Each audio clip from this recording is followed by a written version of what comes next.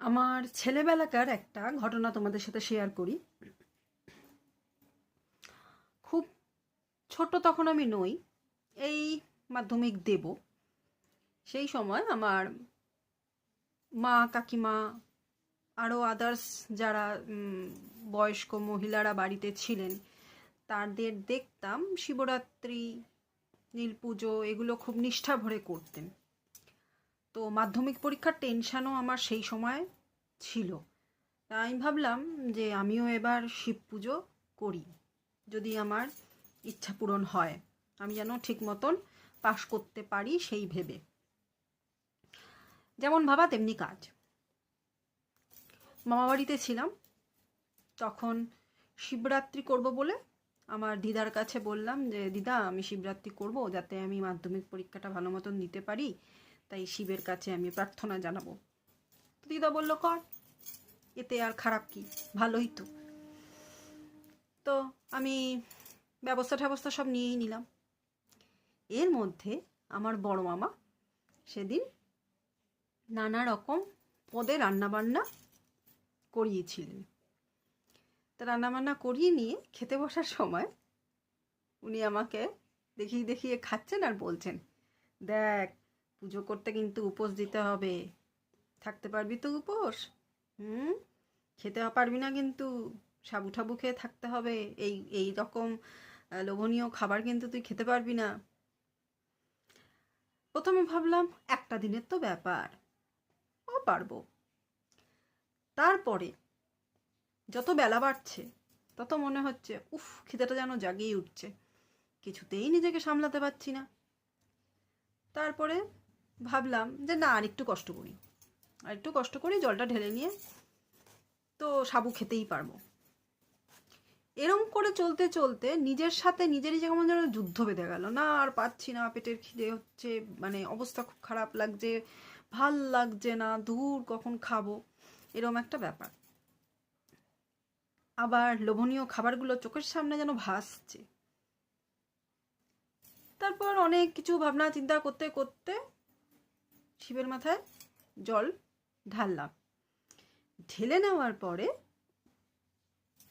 সাবু ঠাবু যখন খাবো, ফল সাবু এগুলো খাবো, সেগুলো খেয়ে নিয়েছি। তখন আমার দিদুন বলল যে তুই কি আরও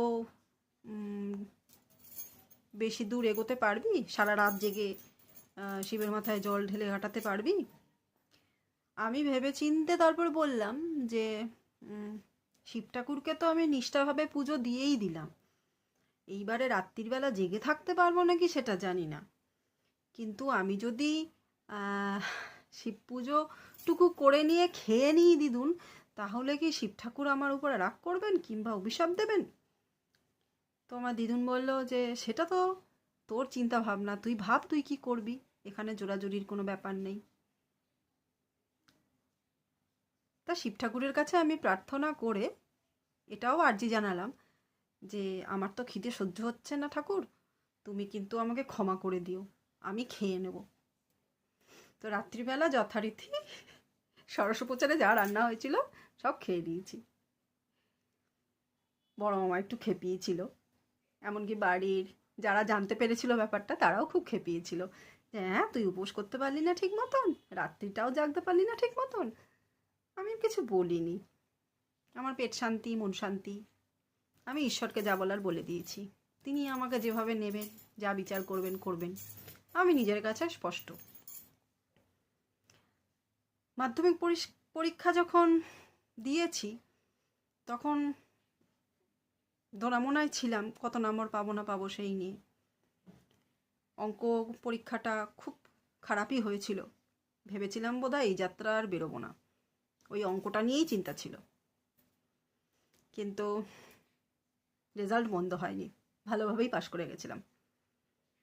রেজাল্ট হাতে পাওয়ার পর তখন মহাদেবের উদ্দেশ্যেই বলেছিলাম, তুমি আমার উপরে তাহলে রাগ করোনি, আমি খেয়ে নিয়েছি বলে, তার মানে তুমি খুবই ভালো, তোমার কোনো রকম ভক্তের উপর কোনো রাগ সহজে হয় না।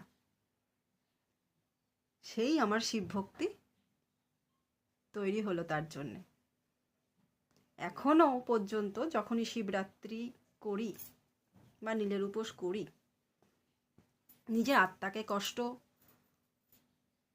দিয়ে কখনো কিছু করিনি। যেভাবে পেরেছি নিষ্ঠা ভরে তার পুজো করেছি। তিনি আমার উপরে কোনোদিনও রাগ করেননি।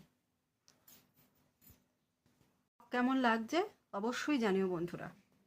আর যদি ভালো লাগে তাহলে একটা লাইক, শেয়ার, সাবস্ক্রাইব করতে ভুলো না। সবাই খুব ভালো থেকো, সুস্থ থেকো।